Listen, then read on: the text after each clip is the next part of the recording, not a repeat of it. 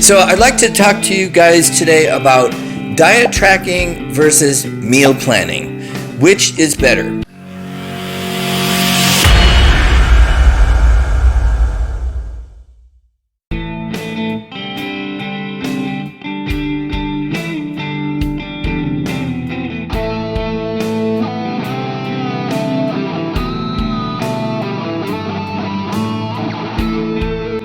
Greetings, Spirit and Muscle family. This is Jerry Parker, aka Young Gerald, certified personal trainer, coming at you here from Fraser Park, California, our new gym, FP Fitness. So it's been a while since I've posted on here and been a lot going on, but the good news is our gym is complete and open for ministry, and it's beautiful here. If you haven't come by yet, swing by when you can, when you're in the area. And the other good news is my wife gets her house back, so she's pretty happy about that. So I'd like to talk to you guys today about diet tracking versus meal planning. Which is better? And of course, the rhetorical answer to the rhetorical question is the one that you'll use. So both of them have pros and cons, obviously. So my goal for you by the end of this video, which will be a pretty short video, but by the end of this, you're gonna know which one is a good fit for you. All right, so let's get into this. Actually, before we start, I'm gonna ask you a different question. Why use either one? Who cares if you track your diet or not? What's the big deal?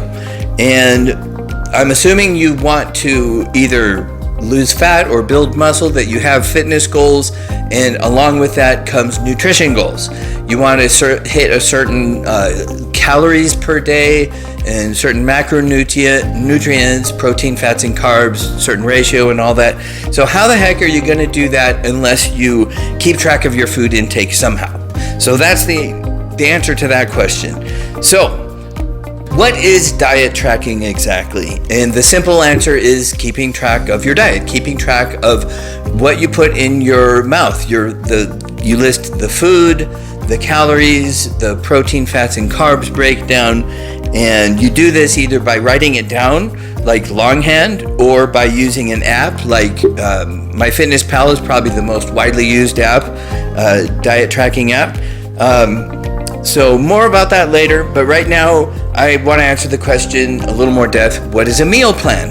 And again, just like it sounds, it's where all your meals are planned for in advance, usually a week at a time. And they're planned taking into consideration your nutrition goals, your calories, macronutrient ratios, and also your food preferences are taken into consideration as well. So let's look at the pros and cons of each system. So diet tracking pros. Number one is flexibility. It's flexible.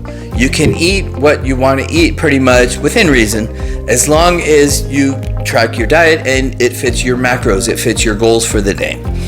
Number two is variety. Again, you're not locked into eating certain foods. There's a lot of variety. And if you eat out at a restaurant, that's reason number three actually, is the convenience of it.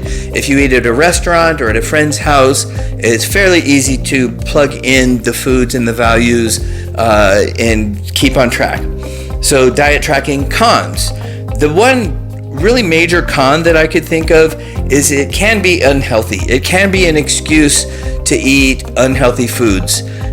For instance, you could eat a diet strictly of Twinkies and macaroni and protein shakes and somehow fit your make all your macros but not be healthy. All right, so that's really the only con with diet tracking is it can be an excuse for unhealthy food choices.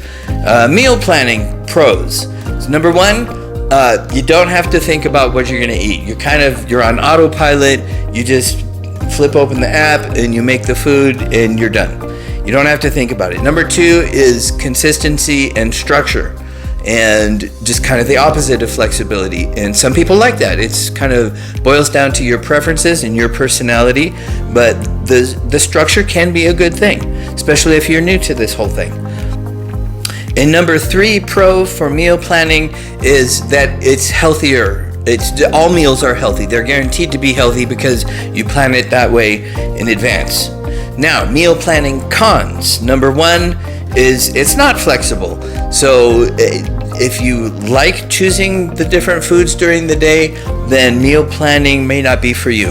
And number two, kind of related to that, is it can be too strict. It can feel like you're just kind of strict, constrained. And again, that kind of boils down to personality and personal preference. So, conclusion, which method is better? And again, the rhetorical answer to the rhetorical question is the one that you will use. So the truth is, there's no real right or wrong answer. Both work. It's just a matter of personal preference. In the link, I have for you a link to an article called The Top 8 Diet Tracking Apps. And that way, Myfitnesspal is by far the most popular one. But that way you can check them out for yourself and kind of see which one looks right for you. And I also have another link for the top 5 meal planning apps. And the number one on that one is called EatThisMuch. And that's the one that I've been using for the last few weeks. And I really enjoy it. And shameless plug, Spirited Muscle Ministry does get a small percentage if you do sign up for the paid plan for that. So, another question I always like to ask in my videos is, what does the Bible say about it? So, what does the Bible say about meal plans versus diet tracking? Obviously, nothing directly. But 1 Corinthians 6:19 says that our body is a temple of the Holy Spirit, right? And verse 20 says to glorify God with our body. And 1 Corinthians 10:31 says for us to eat and drink and do everything for the glory of God, right? So whether you choose a meal plan or whether you choose diet tracking, as long as you're doing it for the glory of God, then you can't go wrong and you will meet your fitness goals. All right, so why don't you click right here, see if I can get my finger there, to subscribe for more bodybuilding and fitness content from a Christian perspective, or click over here for a quick video tour of our new gym, FP Fitness. All right, God bless you guys, and we'll see you in the next one.